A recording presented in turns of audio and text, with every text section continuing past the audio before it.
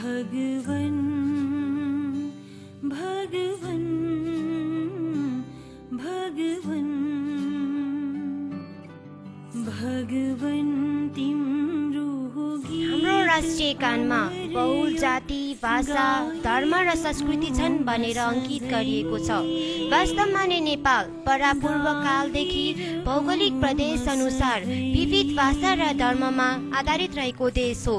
हामीले पढेका पनि छौँ र सुनेका पनि छौँ। मैथिली क्षेत्रलाई वा जनकपुर क्षेत्रलाई सीताको माइती घर भनेर पनि चिनिन्छ।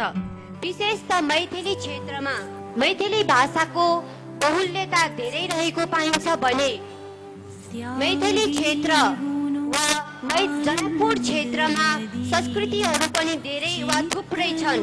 अब प्रस्तुत छ कक्षा 9 का साथीहरूको प्रस्तुति मैथिली नृत्य, जुन नृत्यका नृत्य निर्देशक हुनुहुन्छ बबिता गुरुङ। धन्यवाद। ईश्वर पाउनु हो।